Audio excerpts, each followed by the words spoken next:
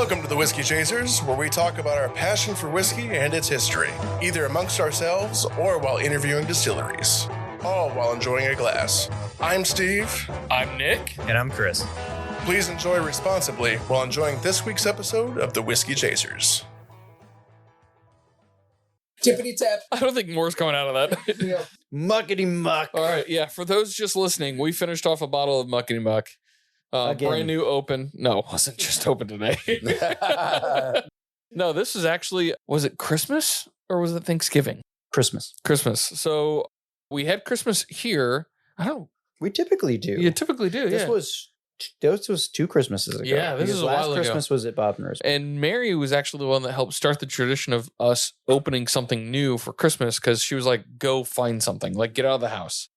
And so we went to Kroger and found this on the shelf, right? And me and you both went. Yeah. And it was it Christmas Day? I'm Or trying Christmas to remember. Eve? I It don't was like remember. the Yeah. day or the Right. day of, and we picked it out. Yeah, because they had Muckety Muck. I remember they had Muckety Muck, and then they had something from Augusta. It might have There been was like Christmas $200 or $300, Day, yeah. which we didn't do last year. We should do it again this year where we Yeah. actually go to the store on the day and get something. And we found this guy, and we're like, done. So Chris and I both love Scotch.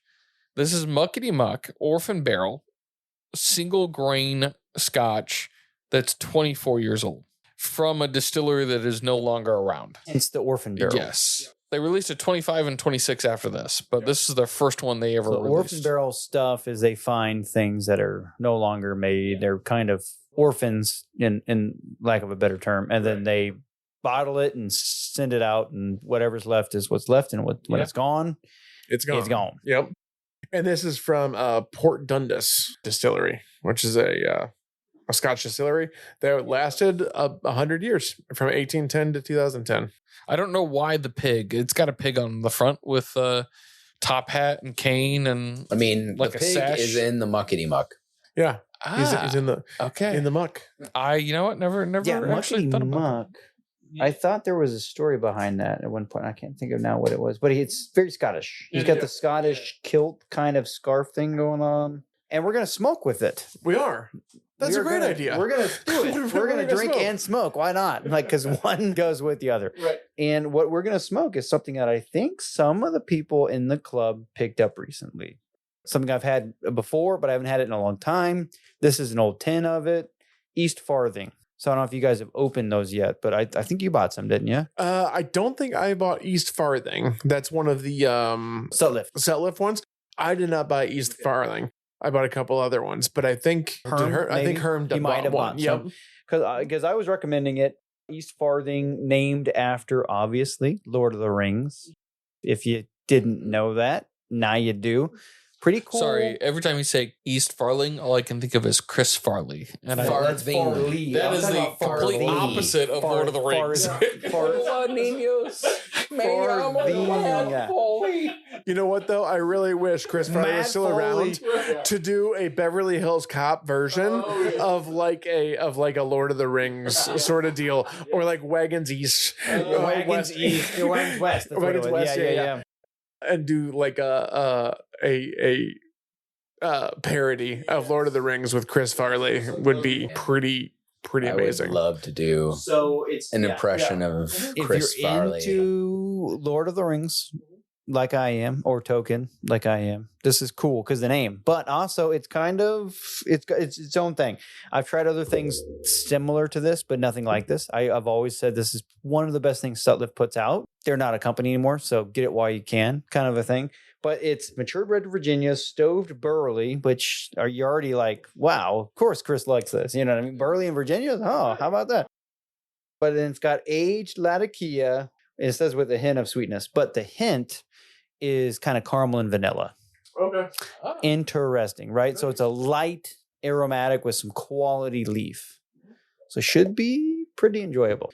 And I think it'll go fine with this really refined Muckety Scotch. Muck. Yeah. But this one does have, if I remember right, this has got probably 7 or 8 years of age on it. I had at one point, I had like 10 tins of this. This is the last one. I'm excited to smell it. Yeah. Now, I will remind Steve for smoking this that Sutliff comes wet.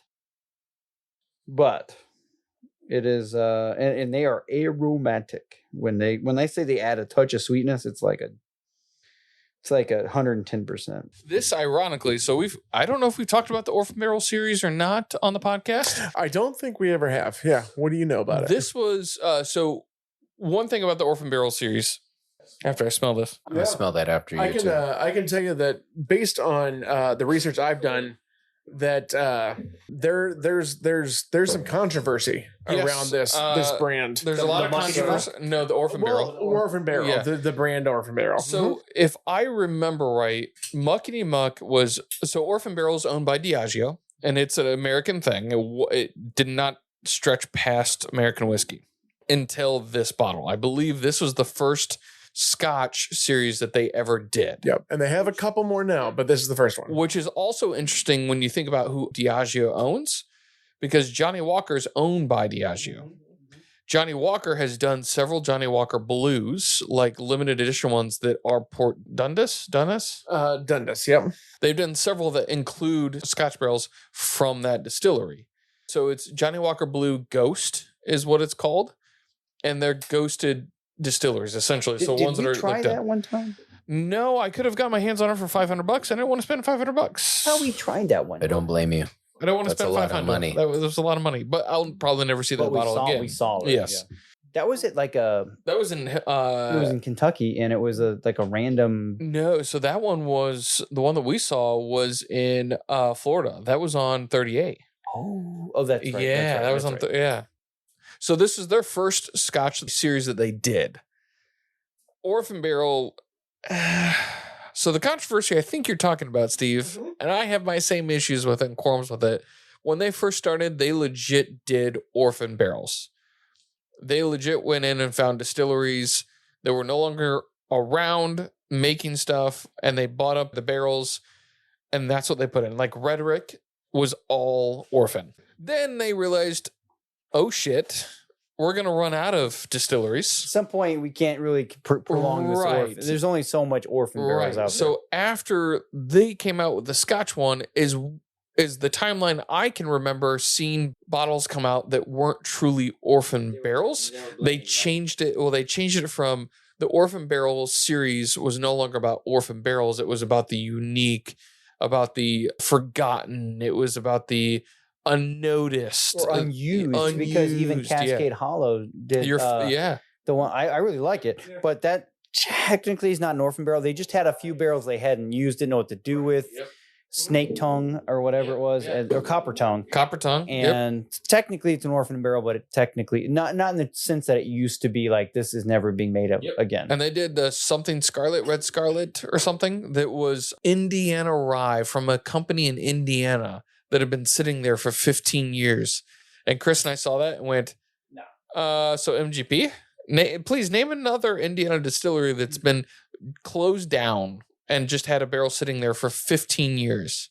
That's a short amount of time for an orphan. Yeah.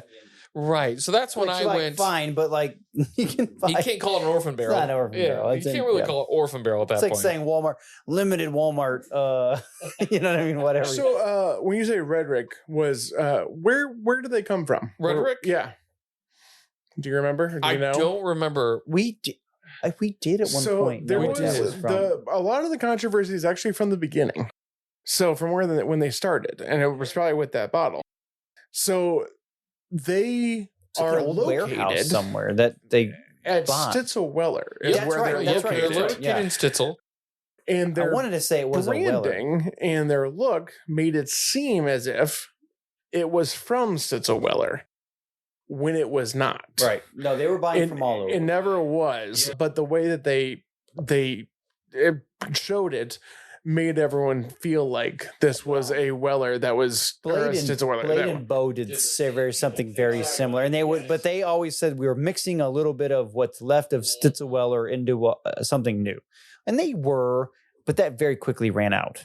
And they were only mixing you could throw an ounce of Stitzel Weller into a barrel and be like, it's got Stitzel Weller in it. You know what I mean? And it's good. Don't get me wrong. Blade and Bow is great. But is it 50% Weller? No.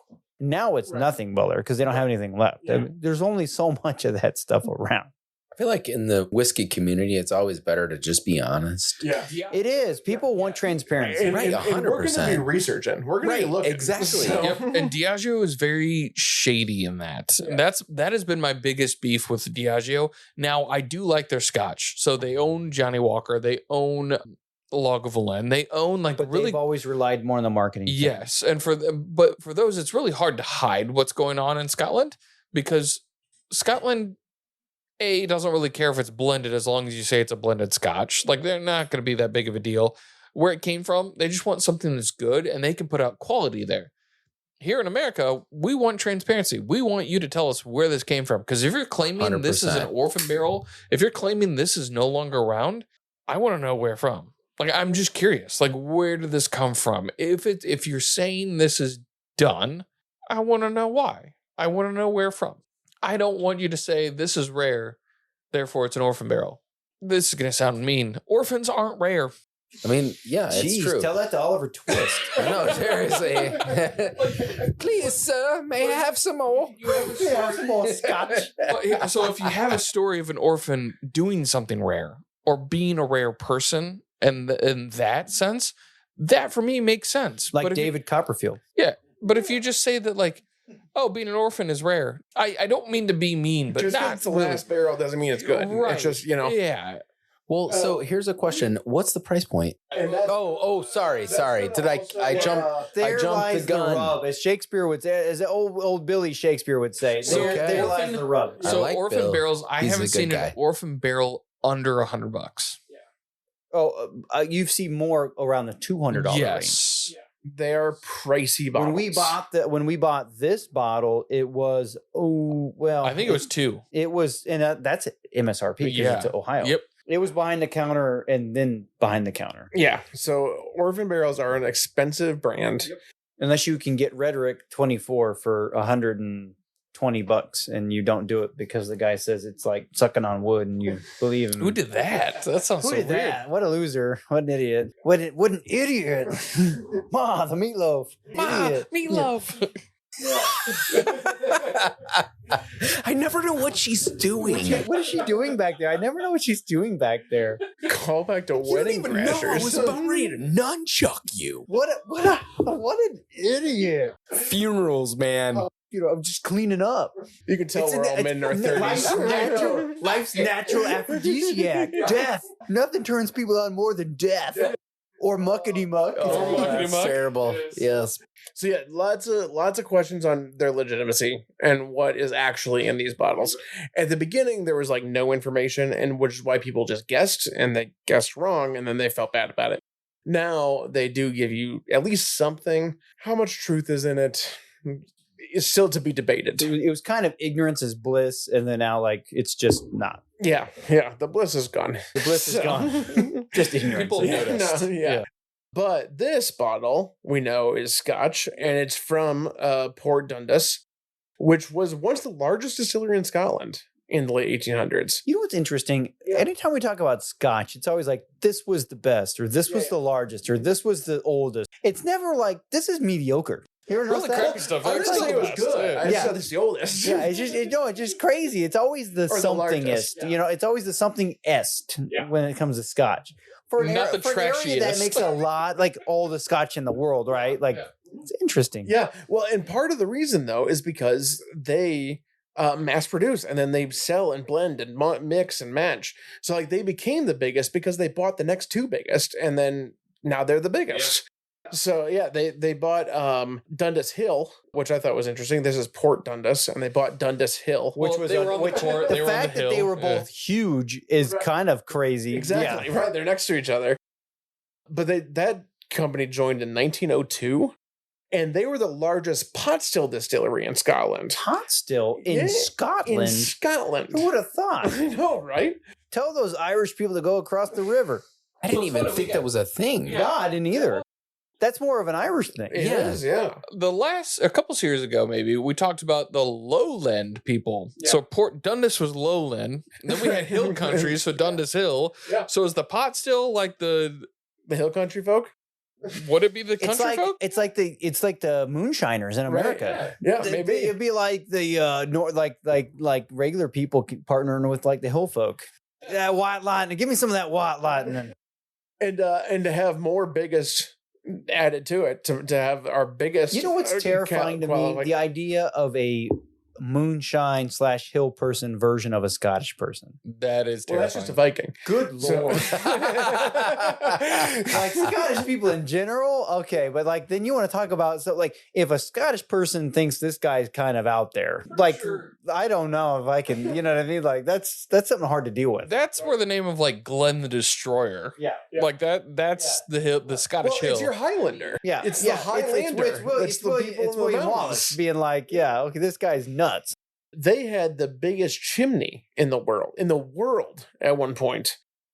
It was 138 meters, so 138 yards. How many? What? Yeah. What's a meter? About a yard. Like a football field. And a yard is like a yardstick. Is that like and so 6 feet? 3 feet. Yeah. It's like 1.5 football fields. Yeah. That's exactly. a big chimney. Yeah, right? But in an area where you got Stonehenge, that kind of makes sense. I mean, you can't even explain those rocks. Pretty much whatever they want. But Chris just said like everyone is the greatest or the biggest or the largest in Scotland. Scotland has so much pride. They're like, we weren't the best distillery. We had the biggest chimney. We had the biggest chimney. We had the For biggest. an area that small, that We're the not biggest great, but we had the chimney in biggest the chimney. world. In the world, and that's okay. For a period. And they had That's not even the cradle of civilization. right. That's not like Roman. You know what I mean? Like you think the Romans would have the biggest chimney? They probably invented it. No, the Scots. We're gonna make the biggest chimney, laddies. I mean, I'm pretty sure they wore kilts for a reason. That's because like nothing could contain the manhood. Got big balls and big chimneys. I'm just saying. That's what we've got. We got big everything. We've got the Loch Ness. I didn't get a full count, but I know at that time they had at least 17 pot stills and 3 coffee stills. Or Coffey stills. I know what you're talking Wait, about. that's but, not coffee, though. No, right? they're it's a special type of still. Like Japanese, there's some Japanese whiskeys that use the Coffey or coffee still. but it's not coffee. No, not coffee. No. Because me and Micah got It excited. looks. It's, I know. It looks like, kind of like I coffee. I was both like, wait a minute, Scottish coffee. To sign me up. I know, I'm in. I'm wearing a kilt all of a But sudden. listen, Like, I've had Scottish coffee and it is not good. it's like grog. No, well, it's not that, but it's everything's like an Americano. If you want to like a coffee, they don't have like it's all drip. espresso. Yeah, they consider American coffee like weak. But see, this is my coffee is I take the double espresso and I make 4 of those in the morning. Oh, there you Put go. that in a thermos and I'm off. I'm on my way to go to work. Yeah. You're on your way to a lot of things too. To the bathroom. Yeah. Hey, you tell me an easier way to get that morning dump out. Nature's laxative. And 1997 is when they were bought by Diageo. So they were bought by Diageo, and then they closed it. And Can you imagine being Diageo that- closed it? Yeah, Diageo closed They're- it. Wait a minute. Wait a minute. assholes. Can you imagine being that proud, that small, biggest chimney, then some brand called Diageo buys your Scottish freaking And then shuts you down. And Scotch to add distillery? insult to injury, the reason they shut them down was to concentrate on a different Scotch. They just Oh my gosh. the Cameronbridge Distillery is apparently their main place, so they wanted to keep all their stuff to. embarrassing. So they shut this one down to give to them. Here's the bone And I that's had that. to pick with this. Yeah, and doesn't that hurt? Yes, I haven't tried this everybody's got their yet, price. but- No, right? I mean, it is The embarrassing. biggest bone I have to pick with this is this is the only distillery that I know of out of Scotland that has done a single grain whiskey. That's not common within Scotland. A single grain is different from single malt. And it wasn't a very common way of doing whiskey. So you're taking a large distillery, a massive distillery, taking something that they have done that's unique. Obviously, whatever it was, people were like, hey, this is different from the other stuff you do, the other scotch. I like both. Let's buy both. And then you say, I'm going to focus on this other one and kill this guy. Not only, I think this tastes great, it's very different for scotch. And that's also what kills me is you're like, and what American thing to do of like, hey, we could focus on something else. So we're going to nix you don't really care how special you were. But is that American or is that Italian? I think it's capitalist. That's what I'm getting at. That's what I'm getting at. Exploitative is what it is. Exploited it. They were like, you guys need protection. And the Scottish people were like, well, you could just buy the whole kit and caboodle. You know what I mean? And the Italians were like, yeah. Steve's reaction. I'm trying to figure this out. He's like, I don't want to talk about the mafia. We want cannoli and the governing Pasta, power over every distillery in Scotland. Absolutely. Let's not mention the Illuminati right now.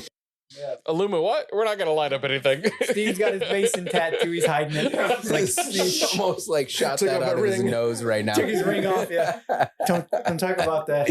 Hey, Franklin. Yeah.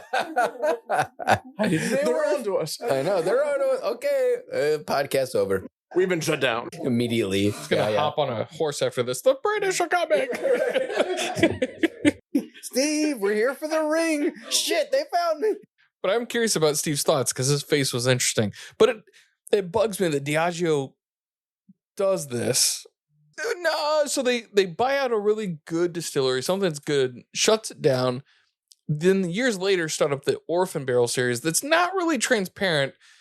But this company, so their stuff, the product from Port Dundas, isn't unique to this bottle. They've been putting it into special releases from Johnny Walker or other products, but they're special and they charge out the wazoo for it.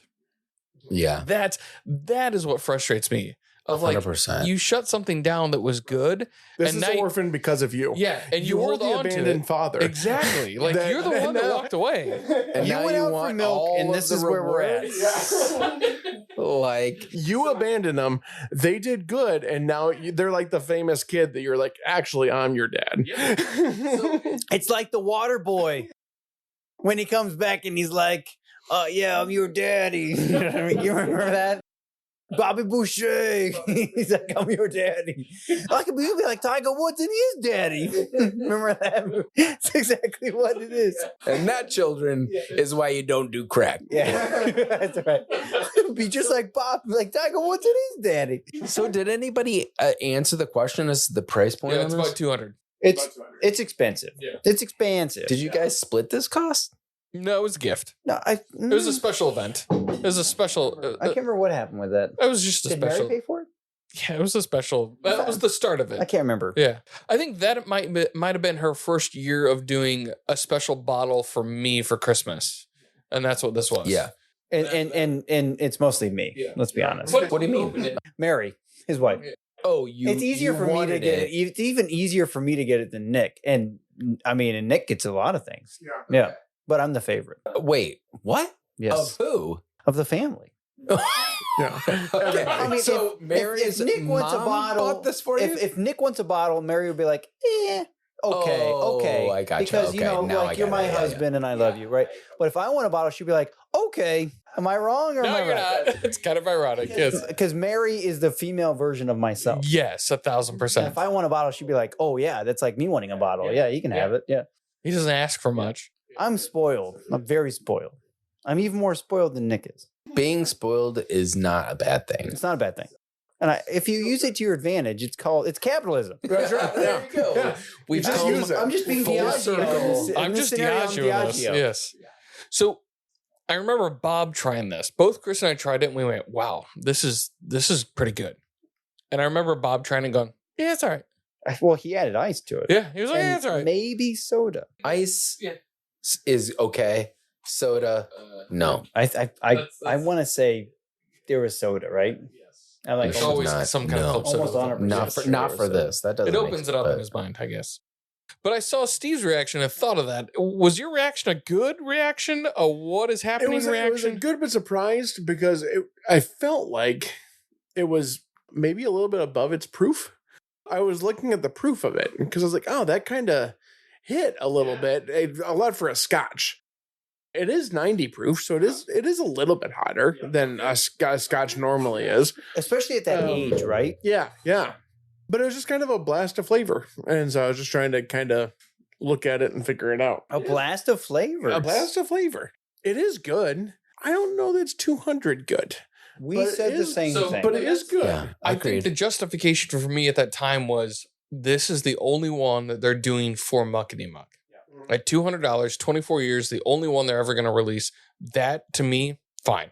Then the next year, they released Muckety Muck 25. That's a problem. And then the following year, it was 26. It becomes less special when you see iterations. Yeah. 1, 2, and Nick, you can tell me if I'm wrong, but I remember when we opened this and started drinking it, we were like, this is really good, but it's going down a little too quickly for a $200 bottle. Yes. I think we had about we half had the to bottle really drank. stop Yeah. ourselves because we actually went on to something else because I was like, which we don't mind drinking something all the way, but when it's that easy, you're like, is it that good? You know what I mean? Like, or is it just for that much money? You're like, it shouldn't be that easy. Yeah, it you doesn't know? have much of a finish to it. Exactly. You can keep drinking it. It's kind of like pizza rolls. You need the 250 count, possibly like 500, because you are going to keep popping those bad boys in your mouth. And you're going to eat way more. You're not going to realize it. If Yeah. this was a pizza, you'd be done by now. Yeah. But I'm going to keep eating them because they're little bite-sized rolls.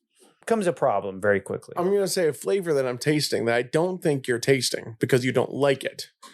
And I don't like it either. And so I don't know if it's because of this, but cinnamon. Is that what you're... I knew he was going to say cinnamon. So I do get a bit of an allspice. Okay, yeah. That would be fair. Not like cinnamon, like a hot, like the spice cinnamon. Clove. Yeah, there you go. And I will say why I agree with that, because, and I was going to get to this, and we had it on Christmas, but this is the perfect, after Thanksgiving, Christmas season bottle, which for me, the day after Thanksgiving, the tree's up, right?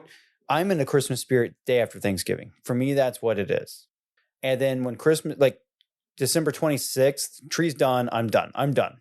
But I'm cool with like the day after Thanksgiving all the way up to, because it doesn't have to be December. Day after Thanksgiving, all the way up to Christmas Day, I'm Christmas all about it. And for me, we had this on Christmas, which was perfect. This could even be the day after Thanksgiving and any time leading up. And this pipe tobacco as well goes along with that same theme because you got a little bit of Latakia.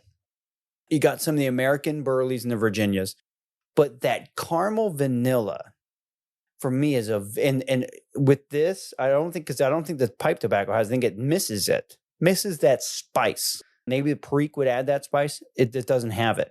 But this Scotch has a little bit of that allspice, what you're talking about. What you said was cinnamon. I don't get cinnamon because it's not red hot. I can agree with that, But yeah. more allspice, clove, nutmeg. And when you combine the two, this is the Christmas season pairing, which I think is a good thing for after Thanksgiving.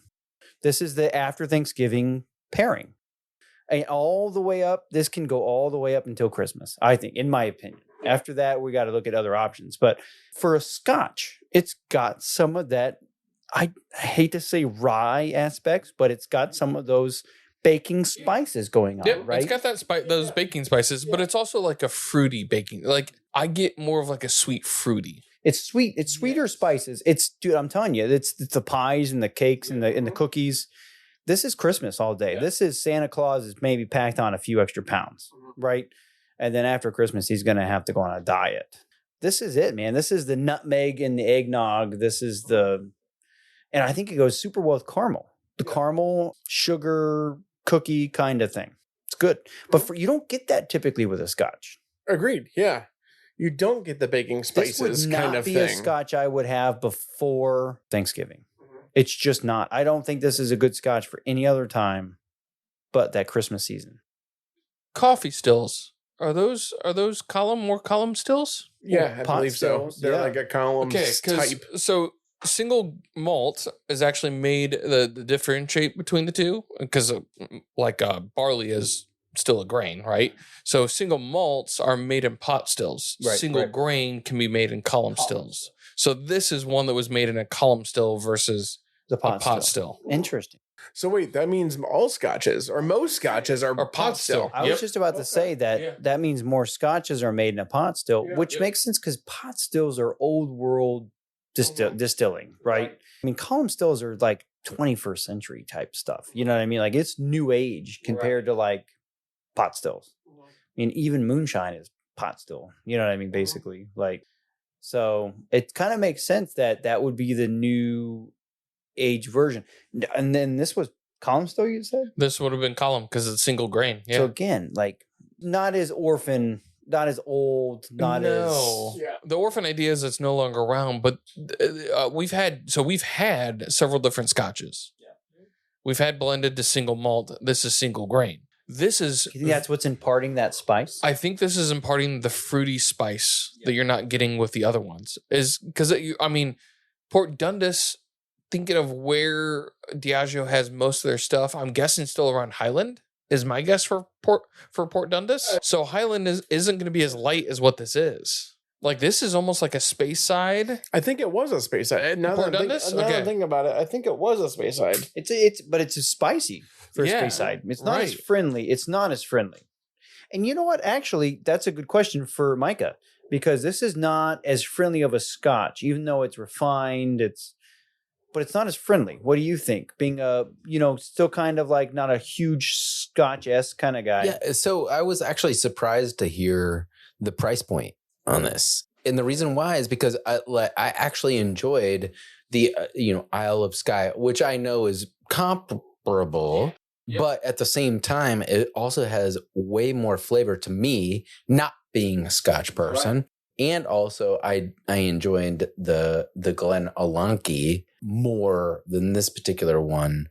Not that it's bad. It's definitely not. But it's just more, I don't know, growing into more of the Scotch whiskey flavors.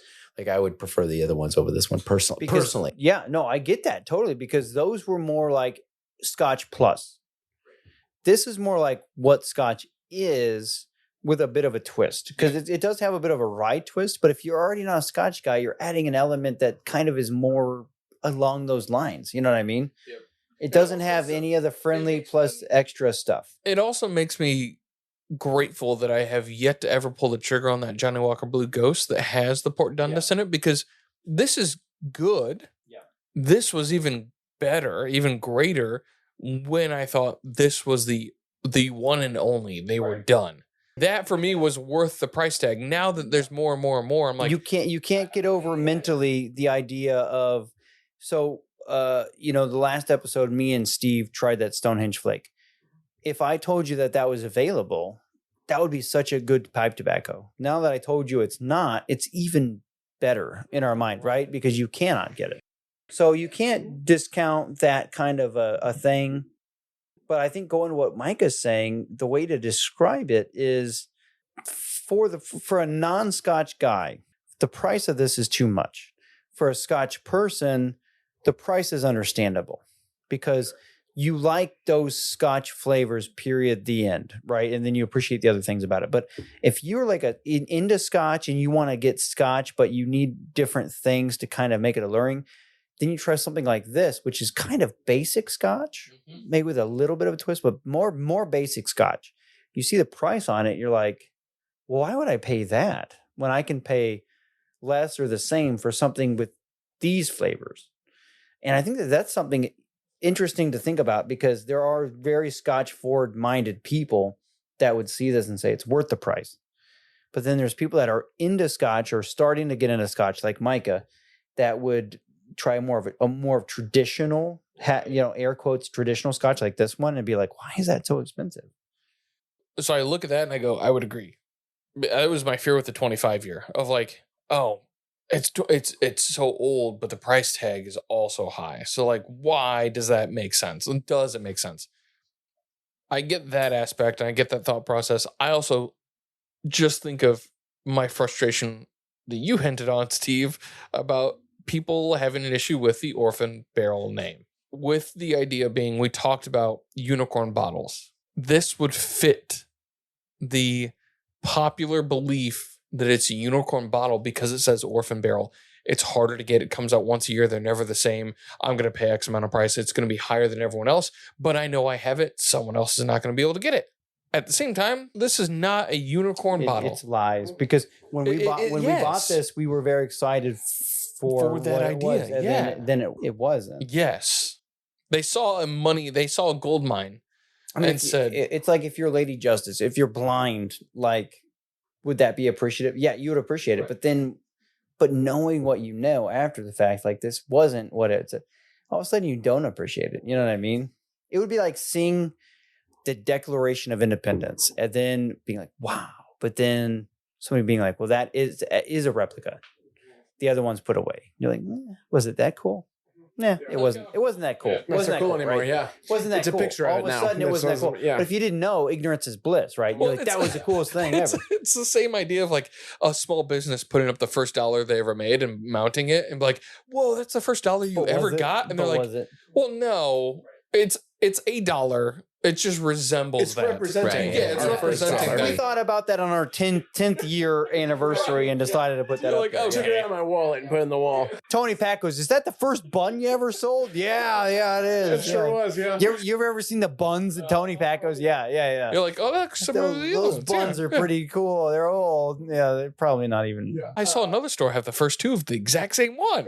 Yeah. So, Nick, one thing you said was the resemblance to rye whiskeys. So I will say I am not a 100% rye guy either. So if there is bias or whatever that plays into that, then that is where I lie personally. So others, and I know Chris, you like ryes quite a bit, and actually probably everybody in this room except me. Steve's warming up to I'm it. in between. Yeah, Steve's getting there. It's fine, but yeah. Our club barrel pick was amazing from Journeyman, but for the most part,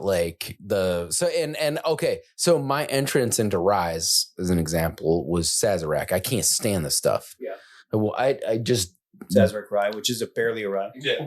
I Baby rye. never will ever drink it and stuff like that. Every other rye that I've had, so maybe I am a rye person, but I'm a picky rye person. So I don't know if that plays into like my bias or whatever you want to call it for this particular one, but yeah. I looked it up. It's Lowland is the region for this. And for me, I don't think it's worth the price. But also the Orphan Barrel thing. I was over the summer. I went to a distillery called Casey Jones down in Kentucky, and we either have or will have their bottle on the podcast. Not sure which, but while there, they had on the wall a section of bottles, and they called it their orphan section.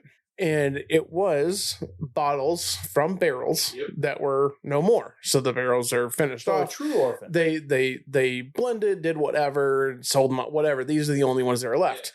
And they had the proof point and stuff on them. It's like we could say this one is 103.8, and there's 3 bottles left. And when they're gone, they're gone. That barrel is dead, and that is our orphan section. And you could buy those.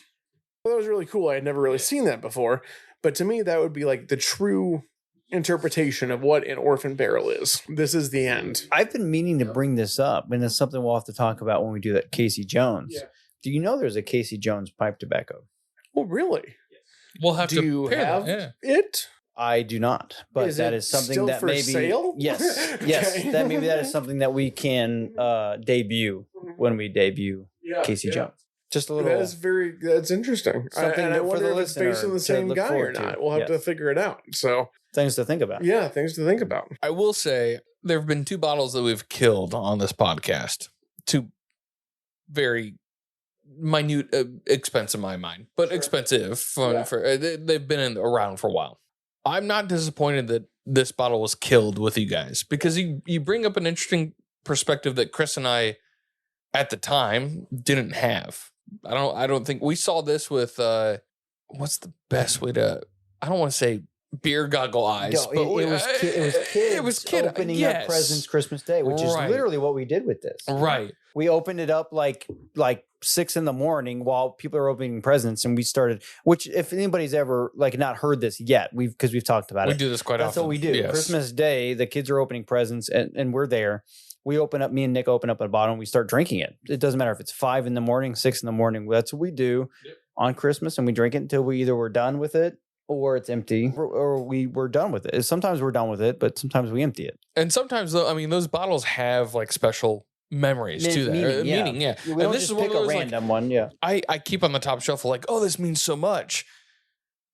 It means something, but is it worth that price tag for others? This is important to us. I would say there's a bit of an emotional attachment to this. But there's this idea that I was talking with someone recently about the intent to drink to hang out or the intent to drink to refill. Yeah. And the idea of refill or replenish. So I drink a bottle, I have to replenish that bottle in my collection versus I'm intending to drink with a group of people and we're going to have a conversation. We're going to talk about it. I'm never going to refill that bottle. That's fine. But there's meaning behind There's that. a memory associated with that. The meaning or the memory is associated with that bottle, the empty bottle that's in front of you, not the brand. Not if you bought another one, it wouldn't have the same story behind it. You might tell the story, but which is a very Scotland, more Ireland thing to do. Yeah, which I think fits with that the Scotland idea of like we open a bottle, we finish a bottle. Granted, we did not open this one tonight, but we did finish. Memories we made. Yeah. It's about the memories we made. Yep. And understanding what others like or enjoy, the conversation around that. So this was your Christmas bottle, and we ended it years ago. Yes. Talking about it. And it's now the bottle has the opening story and the closing story. Closing story behind it. Fantastic. And I think it went well with the tobacco. What do you think, Steve? I agree. It did go well with the tobacco. Like you said, I think the caramel vanilla is missing something, and the Scotch kind of added to it. And I thought that it was a good combination for the two because of that. It's an aromatic that I would not normally enjoy, although the Scotch filled added in the to gaps. It. Yep, and exactly. With the two, it's great. Otherwise, I've had this before, and it's fallen short, but not tonight. Yeah. I think it's good. I think it's as far as aromatics go. Especially for that season, that's probably really the season that you want to get into aromatics. Right. Late fall or early Christmas. This was great. It's good pairing. Good pairing. Well, awesome. Till next time. Till next time.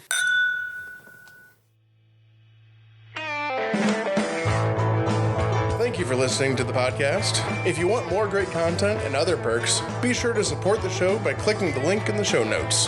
We can be reached on our website, whiskeychaserspod.com, with any ideas for the show. Thanks again.